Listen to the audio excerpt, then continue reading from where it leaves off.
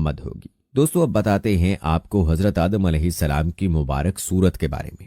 روایات میں آتا ہے کہ جب حضرت آدم علیہ السلام کے مبارک وجود کا گارا بنا لیا گیا تو اسے ہواؤں کے ذریعے اتنا خشک کیا گیا کہ وہ بجنے والی مٹی کی طرح ہو گیا جیسے ٹھیکری۔ پھر فرشتوں کو حکم ارشاد ہوا کہ اس کو میدان عرفات کے پاس وادی نعمان میں رکھ دو۔ اس کے بعد اللہ پاک نے اپنے دست قدرت سے حضرت آدم علیہ السلام کا وجود بنایا۔ فرشتوں نے پہلے کبھی ایسی خوبصورت شکل نہیں دیکھی تھی، لہٰذا حضرت آدم علیہ السلام کا مبارک وجود دیکھ کر وہ بڑے حیران ہوئے اور ان کے ارد گرد تعجب سے دیکھتے رہے۔ دوستو اب بات کرتے ہیں کہ زمین میں چشمے کیسے جاری ہوئے۔ ایک روایت میں ہے کہ جب اللہ پاک نے حضرت آدم علیہ السلام کو پیدا فرمانے کا ارادہ کیا تو زمین سے فرمایا، میں تجھ سے ایک مخلوق پیدا فرمانے لگا ہوں، تو جس نے میری فرما برداری کی اسے میں جنت میں داخل کروں گا، اور جس نے میری نافرمانی کی اسے میں جہنم میں ڈال دوں گا۔ تو زمین نے عرض کیا، اے میرے رب، کیا تم مجھ سے ایسی مخلوق کو پیدا فرمائے گا جو جہنم میں جائے گی؟ تو اللہ پاک نے ارشاد فرمایا، ہاں۔ اس پر زمین اس قدر روئی کے چشمے جاری ہو گئے اور یہ قیامت تک جاری رہیں گے۔ دوستو حضرت آدم علیہ السلام کی پیدائش سے جڑی ایک دلچسپ بات یوں بیان ہوئی ہے کہ اللہ پاک کے حکم سے جب زمین سے مٹی جمع کر لی گئی تو اللہ پاک نے حکم ارشاد فرمایا کہ اس کو وہاں رکھو جہاں آج خانہ کعبہ ہے۔ پھر فرشتوں کو حکم ہوا کہ اس مٹی کا مختلف پانیوں سے گارا بنائیں۔ پھر اس پر 40 دن بارش ہوئی، 39 دن غم کی اور 1 دن خوشی کی، اس لیے انسان کی زندگی میں خوشی کم اور غم زیادہ ہے۔ اور دوستو آپ علیہ السلام کی پیدائش سے جڑی ایک اور معلومات ملاحظہ فرمائیں جو کہ کھجور، انگور اور انار کی پیدائش کے حوالے سے ہے۔ کہا جاتا ہے کہ حضرت آدم علیہ السلام کا مبارک خمیر جس مٹی سے تیار ہوا اس سے بچ جانے والی مٹی سے کھجور کا درخت بنایا گیا، جیسا کہ مسلمانوں کے چوتھے خلیفہ حضرت علی رضی اللہ تعالی عنہ بیان کرتے ہیں کہ حضور صلی اللہ علیہ وآلہ وسلم نے ارشاد فرمایا، کھجور کا احترام کرو کیونکہ یہ تمہارے والد حضرت آدم علیہ السلام کی بچی ہوئی مٹی سے پیدا کی گئی ہے۔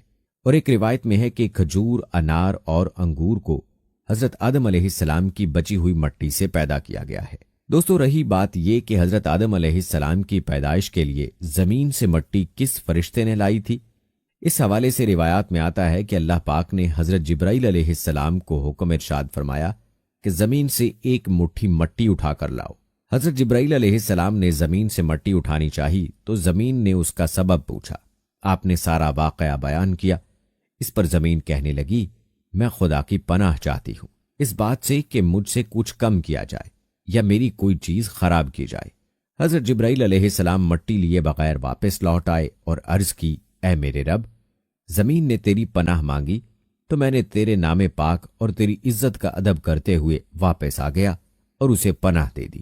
پھر اللہ پاک نے حضرت میکائیل علیہ السلام کو بھیجا تو انہوں نے بھی اسے پناہ دے دی اور بارگاہ الہی میں وہی عرض کی جو حضرت جبرائیل علیہ السلام نے کی تھی۔ پھر اللہ پاک نے حضرت اسرافیل علیہ السلام کو بھیجا تو وہ بھی اسی طرح واپس آ گئے۔ پھر حضرت اسرائیل علیہ السلام کو بھیجا۔ جب زمین نے ان سے پناہ مانگی تو انہوں نے فرمایا، میں اس بات سے اللہ پاک کی پناہ مانگتا ہوں کہ اس کے حکم پر عمل کیے بغیر واپس چلا جاؤں۔ چنانچہ انہوں نے زمین سے مٹی لے لی تو اللہ پاک نے روح قبض کرنے کا کام بھی انہی کے ذمے لگایا کہ تم نے ہی اس مٹی کو زمین سے الگ کیا ہے، تم ہی اس کو ملانا، اور ان کا نام ملک الموت یعنی موت کا فرشتہ رکھا گیا۔ دوستو رہا یہ سوال کہ یہ کتنی قسم کی مٹیاں تھیں، تو اللہ پاک کے آخری نبی محمد عربی صلی اللہ علیہ وآلہ وسلم نے ارشاد فرمایا، اللہ پاک نے آدم علیہ السلام کو ایک مٹھی سے پیدا کیا جو تمام روئے زمین سے لی گئی، لہٰذا اولاد آدم زمین کے اندازے پر آئی۔ ان میں سرخ و سفید اور کالے اور درمیانے اور نرم و سخت پلید و پاک ہیں۔ بعض حضرات نے فرمایا کہ حضرت آدم علیہ السلام کی مٹی میں 60 قسم کے رنگ شامل تھے، وہ تمام آپ کی اولاد میں پائے جاتے ہیں۔ دوستو اب آپ کو بتاتے ہیں کہ حضرت آدم علیہ السلام کی پیدائش کس دن ہوئی اور جمعہ کو جمعہ کہنے کی وجہ کیا ہے۔ دوستو یاد رہے کہ جمعہ کے معنی ہے مجتمع ہونا، مکمل ہونا۔ جمعہ کو جمعہ اسی لیے کہتے ہیں کہ اس دن میں حضرت آدم علیہ السلام کے جسم شریف کی تکمیل ہوئی۔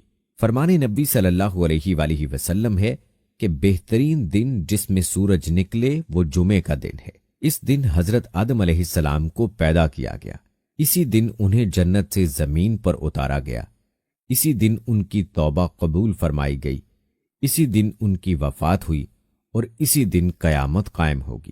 دوستو، مذکورہ حدیث میں حضرت آدم علیہ السلام کی پیدائش سے مراد یا تو ان کے جسم شریف کی تکمیل ہے یا جسم شریف میں روح پھونکنا مراد ہے، کیونکہ حضرت آدم علیہ السلام کے جسم کی ساخت تو بہت عرصہ تک ہوتی رہی۔ ہر قسم کی مٹی پانی کا جمع فرمانا، پھر اس کا خمیر کرنا، پھر اعضائے ظاہری باطنی کا بنانا، پھر بہت روز تک سکھانا، اس میں بہت دن لگے۔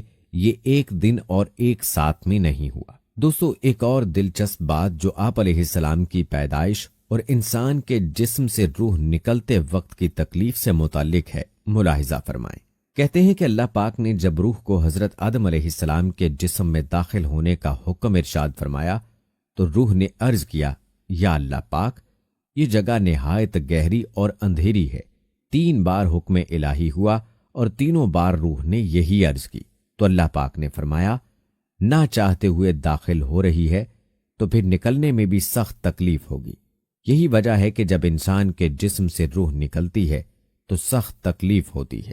دوستو، یہ تھی کچھ معلومات جو کہ حضرت سیدنا آدم علیہ السلام کی پیدائش کے ساتھ منسلک تھیں۔ چلیے اب بات کرتے ہیں آپ علیہ السلام کی عمر مبارک کی اور آپ علیہ السلام کی وفات کی۔ تو دوستو، یاد رہے حضرت آدم علیہ السلام کی اصل عمر 1000 برس تھی۔ روایات میں آتا ہے کہ اپنی عمر کے 40 سال آپ نے حضرت داؤد علیہ السلام کو دینے کا کہہ دیا تھا، اس لیے آپ کا انتقال 960 برس کی عمر میں ہونے والا تھا۔ جب حضرت آدم علیہ السلام 960 سال کے ہو گئے تو بچوں سے کہا، مجھے جنت کے پھل کھانے کی خواہش ہو رہی ہے۔ سارے بچے ادھر ادھر پھیل گئے پھل ڈھونڈنے کے لیے۔ راستے میں ان کو موت کے فرشتے ملے جو انسانی شکل میں تھے۔ انہوں نے کہا کہ واپس جاؤ، حضرت آدم علیہ السلام کی موت کا وقت قریب ہے۔ فرشتوں نے حضرت آدم علیہ السلام کی روح قبض کی، غسل دیا، خوشبو لگائی اور دفنا دیا۔ آپ علیہ السلام کی موت کے بعد حضرت شیس علیہ السلام کے سر پر نبوت و خلافت کا تاج سجایا گیا۔ کہا جاتا ہے کہ حضرت آدم علیہ السلام کی وفات کے 1 سال بعد حضرت حوا علیہ السلام کا بھی انتقال ہو گیا۔ دوستو، روایات کے مطابق حضرت شیس علیہ السلام حسن و جمال، شکل و صورت اور عادات و اطوار میں اپنے والد حضرت آدم علیہ السلام سے بہت مشابہ تھے۔ حضرت آدم علیہ السلام اور حضرت حوا علیہ السلام کو آپ علیہ السلام سے بہت محبت تھی، کیونکہ آپ علیہ السلام کے لیے حضرت آدم اور اماں حوا علیہ السلام نے بہت دعائیں کی تھیں۔ اسی لیے اماں حوا علیہ السلام نے آپ کا نام شیس رکھا، جس کے عربی میں معنی عطیہ خداوندی کے ہیں، یعنی اللہ تعالیٰ کی جانب سے عطا کیا گیا خوبصورت اور خوبصیرت تحفہ۔ دوستو، کہتے ہیں کہ حضرت آدم علیہ السلام کے بیٹے قابیل نے اپنے بھائی حابیل کو قتل کر دیا تو اللہ تعالیٰ نے اسے کوے کے ذریعے بھائی کی لاش دفنانے کا طریقہ بتایا، جس پر عمل کرتے ہوئے اس نے لاش دفنا دی۔ قابیل کو اس بات کا خوف تھا کہ والد اس پر غصہ کرے گا، لہٰذا وہ یمن فرار ہو گیا، جہاں اس نے سکونت اختیار کی اور بعد ازاں اس نے شادیاں بھی کی، جن سے اولاد قصیر پیدا ہوئی۔ قابیل نے اپنے والد کے دین حق سے بغاوت کر کے پہلے آتش پرستی شروع کی، پھر شیطان نے اسے پتھر سے بت بنانے کا طریقہ سکھا دیا۔ یوں قابیل اور اس کی اولاد نے ایک اللہ کو چھوڑ کر بت پرستی شروع کر دی۔ جب حضرت آدم علیہ السلام کو بیٹے کے قتل کی خبر ملی تو وہ بہت غمزدہ ہو گئے، کیونکہ حابیل نہایت سعادت مند، فرما بردار، نیک اور شائستہ نوجوان تھا۔ اس کے انہی اوصاف حمیدہ کی بنا پر حضرت آدم علیہ السلام کو امید تھی کہ وہ اللہ کے دین کو آگے بڑھانے میں ان کے معاون و مددگار ثابت ہوں گے۔ نیز بعض روایات کے مطابق حابیل کی شہادت کا بنیادی سبب یہی تھا کہ قابیل کو بھی اندازہ ہو چکا تھا کہ والد کے بعد نبوت کا تاج نیک سیرت حابیل ہی کے سر سجے گا، اور اسی حسد نے اسے بھائی کے قتل پر ابھارا۔ حابیل کے قتل کے بعد حضرت آدم علیہ السلام اور اماں حوا علیہ السلام بہت اداس رہا کرتے اور بیٹے کو یاد کر کے گھنٹوں آنسو بہایا کرتے تھے۔ حضرت آدم علیہ السلام اللہ تعالیٰ سے دعا فرمایا کرتے تھے کہ اے اللہ، مجھے ایسی اولاد عطا فرما جو تیرے دین کو دنیا میں پھیلانے میں میری معاون و مددگار ہو، اور میرے بعد بھی تیرے پیغام کو دنیا میں عام کرے، میری صحیح جانشین ہو اور دنیا میں تیری وحدانیت کی علم بردار ہو۔ اللہ تعالیٰ